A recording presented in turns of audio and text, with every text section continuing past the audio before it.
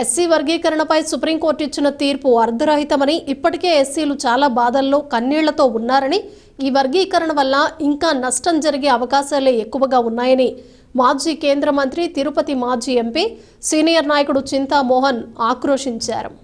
The Rajahmundry press క్లబ్లో ఆదివారం జరిగిన మీడియా సమావేశంలో ఆయన మాట్లాడుతూ, ఈ తీర్పును కేరళ, తమిళనాడు, ఉత్తరప్రదేశ్ వంటి రాష్ట్రాలు చెత్తబుట్టలో పడేస్తే ఏపీలో మాత్రం చంద్రబాబు ఏకసభ్య కమిషన్ను నియమించడం దారుణమని వ్యాఖ్యానించారు. దళితులు రోడ్డెక్కి ఉద్యమాలు చేస్తే రాష్ట్రంలో పరిస్థితులు ఏ విధంగా ఉంటాయో అర్థం చేసుకోవాలని హితవు పలికారు. ఎస్సీలను రాజకీయ ప్రయోజనాల కోసం వాడుకుంటూ విభజించి పాలించాలని చంద్రబాబు ప్రయత్నించడంపై ఆయన ఆగ్రహం వ్యక్తం చేశారు. చంద్రబాబును 55 రోజులు రాజమండ్రి జైల్లో పడేస్తే దిక్కులేదని తాను వచ్చి పరామర్శించినట్లు పేర్కొన్నారు. ఆయన ముఖ్యమంత్రి అయ్యాక ఇటువంటి నిర్ణయం తీసుకోవటం సరికాదన్నారు. కాళేశ్వరం ప్రాజెక్టుకి 1,25,000 కోట్లు పెడితే 30,000 కోట్లు మాత్రమే ఖర్చు పెట్టి మిగిలింది భోంచేశారని ఆరోపించారు. పోలవరం ప్రాజెక్టుకు ఇప్పటి వరకు 25,000 కోట్లు ఖర్చు పెట్టారని, మరొక 30,000 కోట్లు అవసరమవుతాయని అంచనాలు ఉన్నాయన్నారు.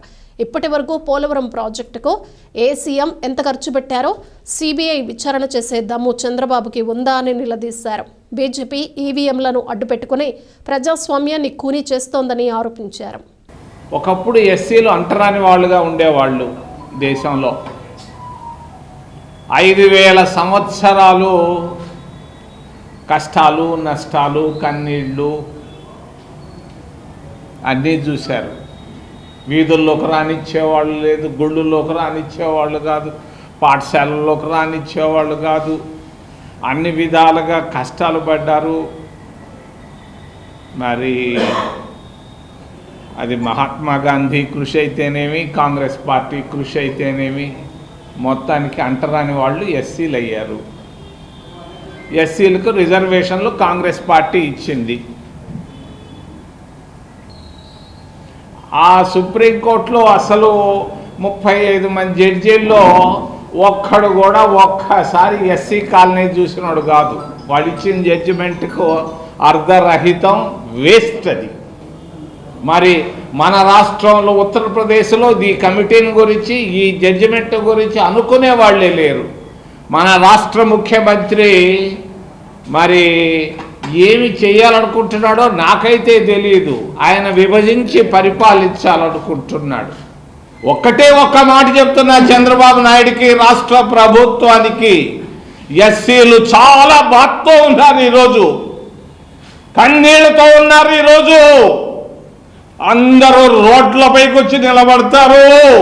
జాతీయ రహదారులే కాదు, గ్రామాల్లోనే కాదు, ప్రతి ఒక్కరు రోడ్డుపైకి వస్తే నీ పరిస్థితి ఏంటి? ఏంది నీ పరిస్థితి? జాగ్రత్తగా ఆలోచించుకో. దళితుల విషయంలో ఆ రోజు కారంచేడులో తెలుగుదేశం నాయకులు చేసినటువంటిది మేము ఇంకా మరిచిపోలేదు. ఎవరెవరు తిన్నారు, ఎంత తిన్నారు, ప్రాజెక్టు పైన ఎంత ఖర్చు పెట్టారు అనంటే 1,25,000 కోట్లలో పాలిటీషియన్లు 30,000 కోట్లు తీసుకున్నారంట. 30,000 కోట్లు ఎక్కడ పెట్టారంట అది నాకు తెలియదు.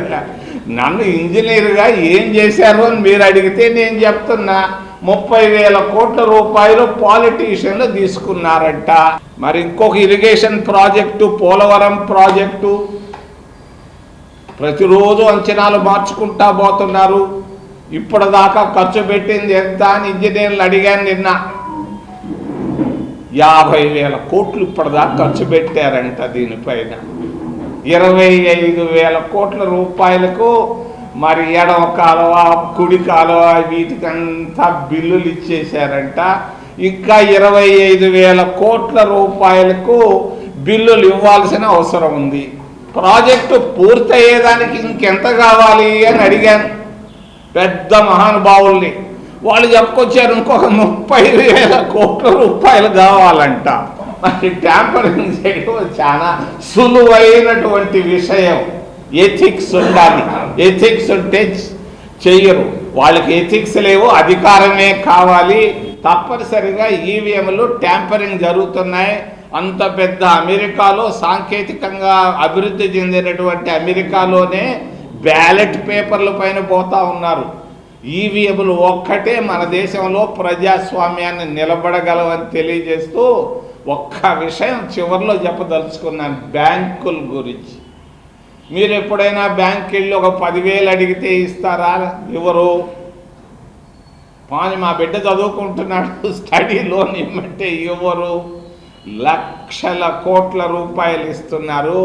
ఈ లక్షల కోట్ల రూపాయల్లో ఎస్సీలు ఎస్టీలు దేశంలో 25% ఉన్నారు. ఈ ఎస్సీలు ఎస్టీలకు 25% ఉన్న వాళ్ళకి 1% కూడా బ్యాంకులు అప్పు ఇవ్వటం లేదు.